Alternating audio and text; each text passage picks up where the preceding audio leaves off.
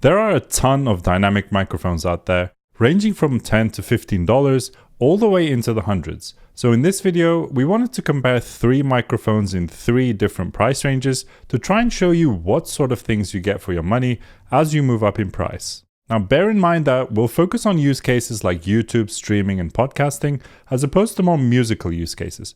But of course, there's nothing stopping you from using them for music as well. For our budget tier, up to $100, we'll be testing the Fifine Amplitank Tank3, which was kindly provided to us by Fifine, but they've had no input into the content of the video itself. So everything we say will be our own real opinion. In our mid-range tier, up to around $300, we have the SE Electronics Dynacaster DCM8, which we've been using extensively on the music production and recording engineering videos on our channel. And in our expensive tier, which is everything above $300, we have the industry standard Shure SM7B. So let's get started with the Fifine microphone representing our budget tier. So this is the Fifine Amplitank Tank3.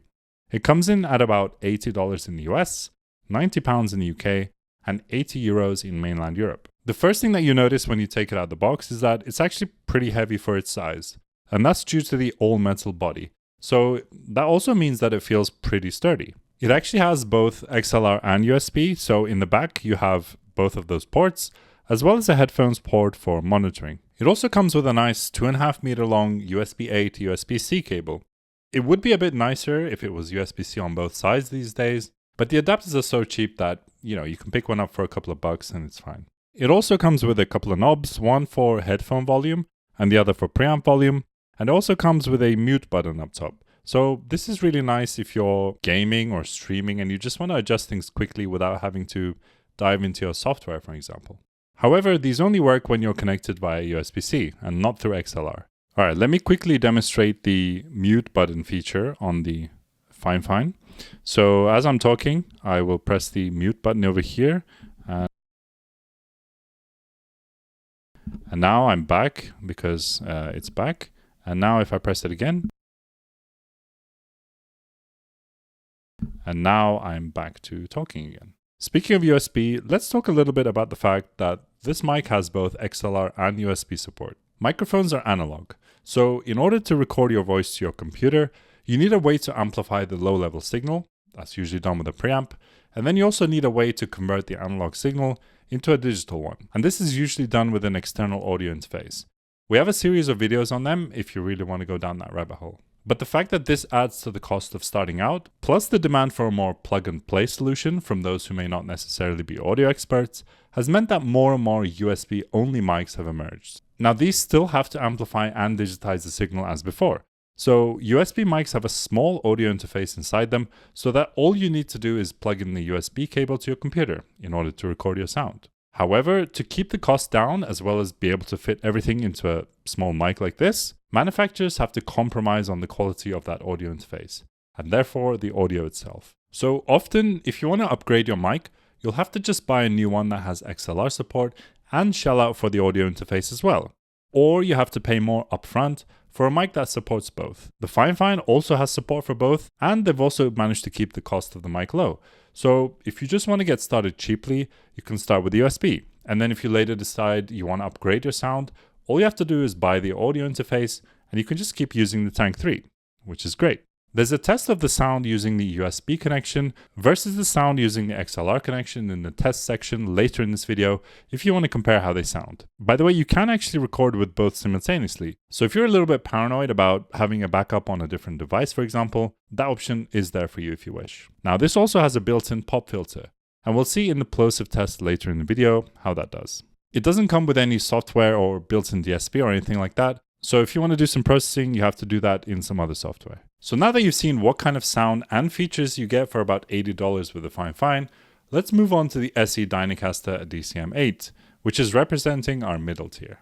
So the DCM8 comes in at about $300 US or 250 euros in mainland Europe, but it's actually quite a bit cheaper here in the UK at around £175. Once again, it's got an all-metal body.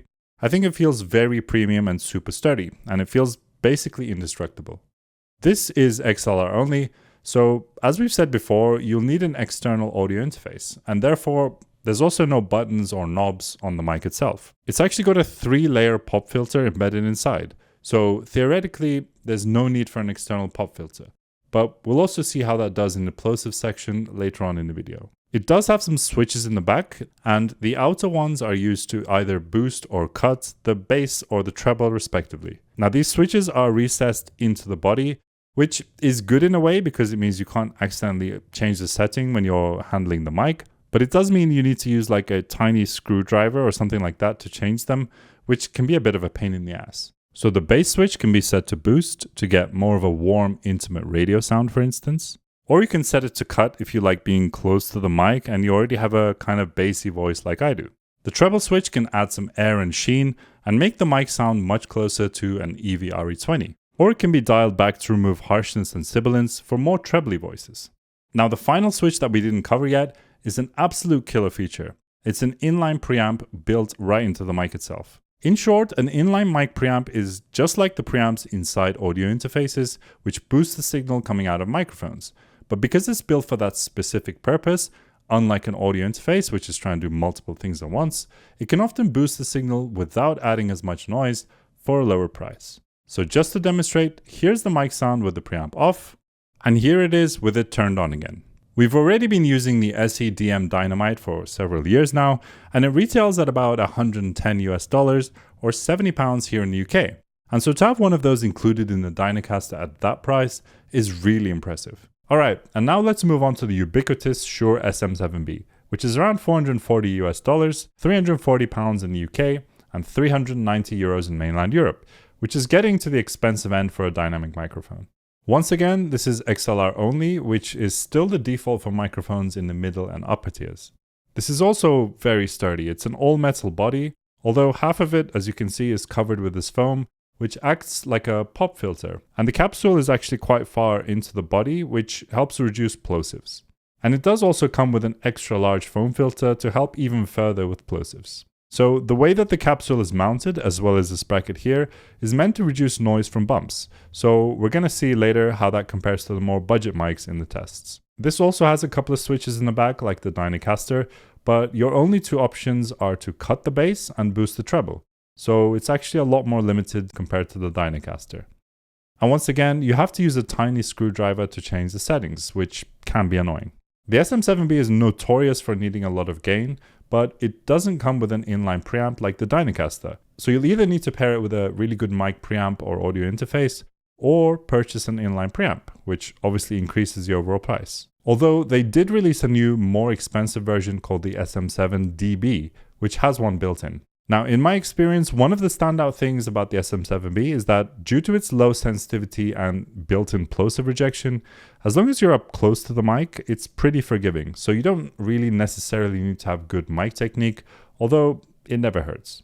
Alright, so now we've seen all three mics, and on paper, it kind of seems like the cheaper mics have more features and are more versatile. But now we're going to do some tests with all three mics so that you can directly compare their raw sound, as well as how they handle things like plosives and handling noise, so that you can decide whether the more expensive mics are worth it.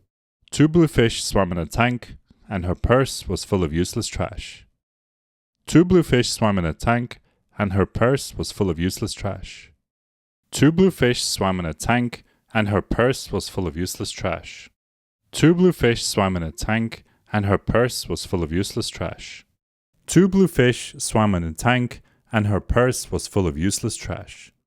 Two blue fish swam in a tank, and her purse was full of useless trash. Two blue fish swam in a tank, and her purse was full of useless trash. Two blue fish swam in a tank, and her purse was full of useless trash. Two blue fish swam in a tank, and her purse was full of useless trash. Two blue fish swam in a tank, and her purse was full of useless trash. Two blue fish swam in a tank, and her purse was full of useless trash. Two blue fish swam in a tank, and her purse was full of useless trash. Two blue fish swam in a tank, and her purse was full of useless trash. Two blue fish swam in a tank, and her purse was full of useless trash. Two blue fish swam in a tank, and her purse was full of useless trash. Two blue fish swam in a tank, and her purse was full of useless trash. Two blue fish swam in a tank, and her purse was full of useless trash. Two blue fish swam in a tank, and her purse was full of useless trash. Okay, so this mic is on a desk stand right now. So I'm going to start tapping the table and we'll see how it rejects mechanical noise.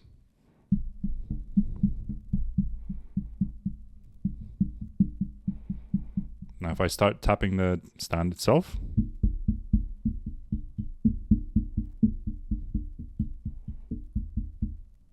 that's how it sounds. All right, now let's do a handling test of the Fifine mic. So I've got it in my hand, and if I start touching it, it sounds like this.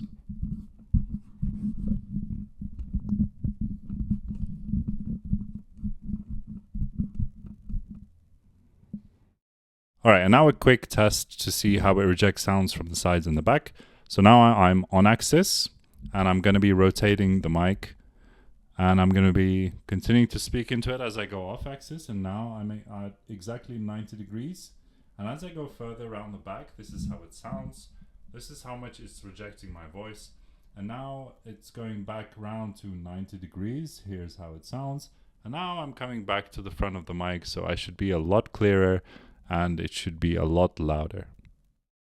Peter Piper picked a peck of pickled peppers. All right, so once again, I've got the mic on a desk stand. So let's do the mechanical noise test. I'm tapping on the desk right now.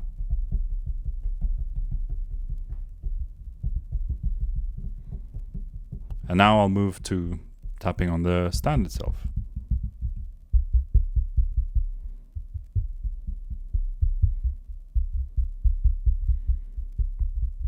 And that's what it sounds like.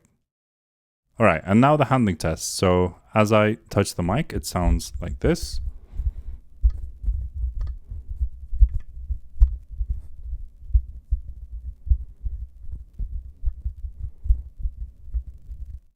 And now let's do a quick rejection test. So here I am speaking on axis into the SE. And now as I move it around, this is starting to reject my voice. And now I'm 90 degrees away. I'm 90 degrees, I'm 90 degrees, and now I'm at the back. So this is what it sounds like exactly from the back. And as I go back round at 90 degrees, this is what it sounds like. And then as you can hear, I am going back on axis and my voice sounds full and rich again. Peter Piper picked a peck of pickled peppers. All right, so I've got the SM7B on a desk stand over here, and now I'm going to start tapping the table. And this is what it sounds like when I'm tapping the table. And if I tap the stand itself, that's how it sounds. All right, and now I've got the SM7B in my hand, so I'm going to start moving it from hand to hand. And this is what it sounds like.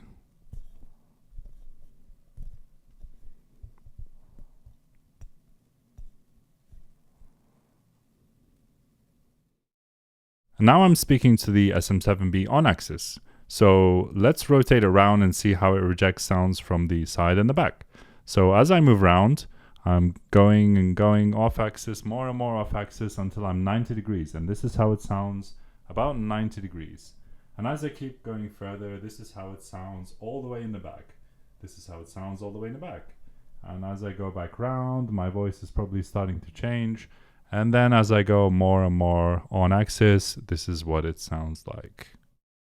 Peter Piper picked a peck of pickled peppers. So just based on these tests, which mic do you think sounds better? Let us know in the comments. Now from my perspective, I think they all sound pretty good, but the expensive ones do sound a little bit better. Although you definitely get diminishing returns in sound quality as you move up in price. The Fifine sounds pretty great for the price, especially on XLR. It is a little bit bright compared to the others, but that's not necessarily a bad thing. Although it does seem to struggle a little bit more with sibilance, plosives, and handling noise compared to the other mics. Maybe you don't care because your audio isn't meant to be like voiceover level professional, or you're okay to combat those things with mic technique. But it's definitely something to bear in mind if you're going to be up close to the mic a lot or you're going to be handling it quite often.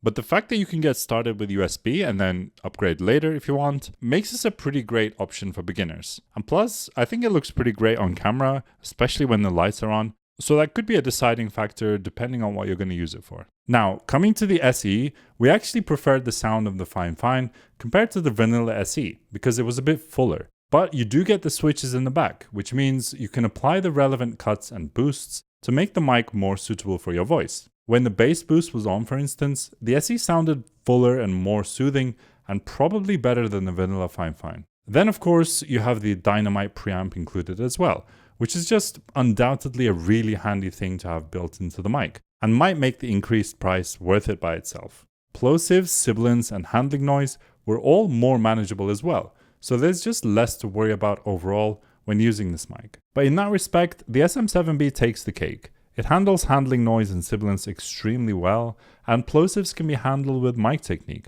or maybe with the extra foam filter that it comes with. Now, as we said, the sound quality is diminishing returns at this range, although you do get that soothing radio-like sound right out the box. And again, with the option to change the sound a little bit with the switches in the back, albeit with fewer combinations than the SE. But with an already high price, plus factoring in a high likelihood of needing an inline preamp and an audio interface if you don't have one, it does start to get quite expensive. Again, it really is one of those mics that's good for peace of mind, because you know it's just going to work solidly and it's going to reject unwanted sounds super well. But sometimes you do wonder whether you're also paying for its legacy and its current hype, given how much more expensive it is compared to the other options out there.